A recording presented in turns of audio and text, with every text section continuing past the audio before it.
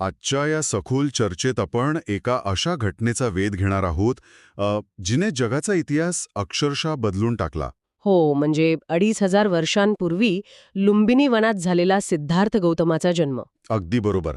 आजचं आपलं हे जे मिशन आहे ना, ते हे समजून घेणं आहे की ही केवळ एका राजपुत्राची जन्मकथा नाहीये. नक्कीच नाही. खरं तर मानवी इतिहासातील हा एक खूप मोठा मानसिक आणि सामाजिक प्रयोग होता असं आपण म्हणू शकतो. चला तर मग हे समजून घेऊया की भौतिक सुखांचा त्याग करून सत्याकडे जाणारा हा जो महाप्रकाशाचा प्रवास होता, तो नेमका कसा आणि का सुरू झाला. बघा, या सगळ्याची सुरुवात कपिलवस्तूत होते.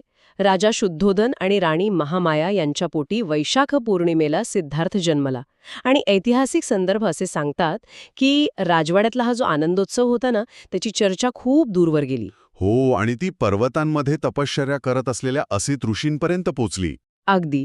एका अत्यंत तेजस्वी आत्म्याचा जन्म झाला आहे, या जाणीवेने असित ऋषी स्वतः कपिलवस्तूत आले. आणि त्यांचा तो राजवाड्यातील प्रवेशच या कथेला एक मोठी कलाटणी देतो. इथेच ना एक मोठा प्रश्न उभा राहतो.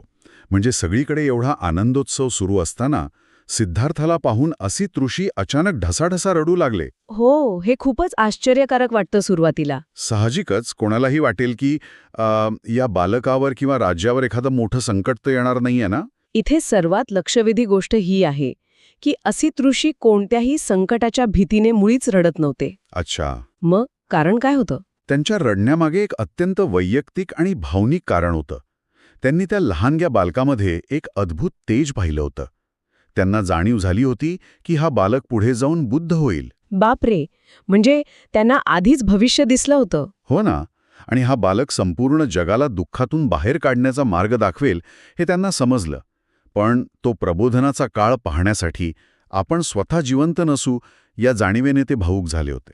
अरे रे, म्हणजे आनंदाश्रू आणि दुःखाश्रू यांचं ते एक मिश्रण होतं म्हणायचं. अगदी बरोबर. आणि तिथेच त्यांनी ती प्रसिद्ध भविष्यवाणी केली. त्याने सांगितलं की हा बालक एकतर संपूर्ण जगावर राज्य करणारा चक्रवर्ती सम्राट होईल किंवा जगाचा उद्धार करणारा महान संन्यासी. इथेच ही गोष्ट खऱ्या अर्थाने रंजक बनते. बघा, आजचे पालक मुलांना मोबाईल किंवा वाईट सवयींपासून दूर ठेवण्यासाठी हेलिकॉप्टर पॅरेंटिंग करतात. हो, सतत त्यांच्या मागे मागे फिरतात. पण राजा शुद्धोधनाने तर एक वेगळाच पॅरेंटिंग गोल सेट केला होता.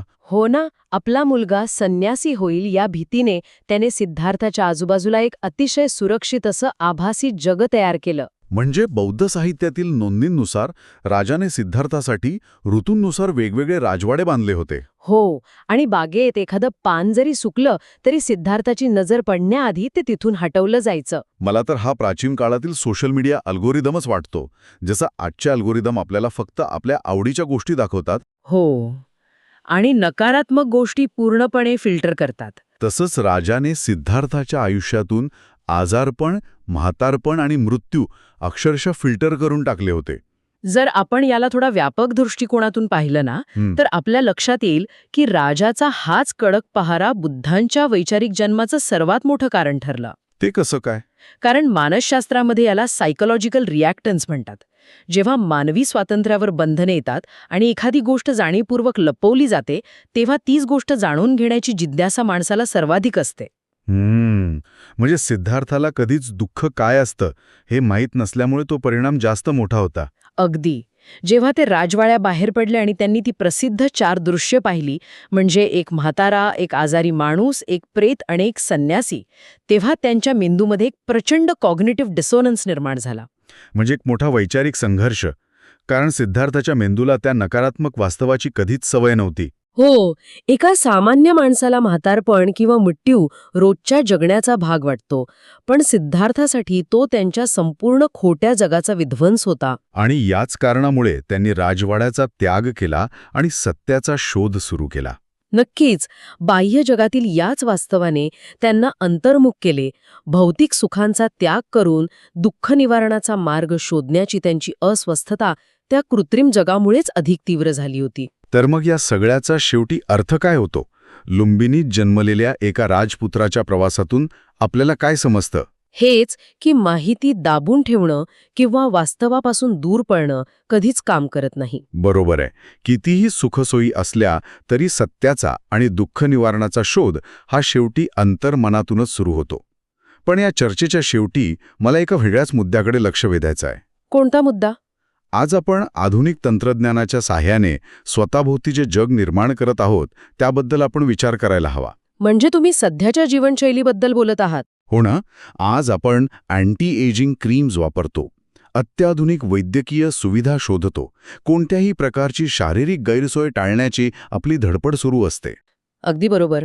आपण सगळेच मिळून शुद्धोधन राजाचा तो राजवाडा जागतिक स्तरावर पुन्हा तर उभारत नाही आहोत ना? हा खूपच गंभीर आणि विचार करायला लावणारा प्रश्न आहे. हो, कारण दुःख आणि अस्वस्थता टाळण्याच्या या अट्टाहासात आपणही आपली सामूहिक आणि वैचारिक प्रगल्भता कुठेतरी खुंटवत तर नाही ना, यावर नक्कीच विचार व्हायला हवा.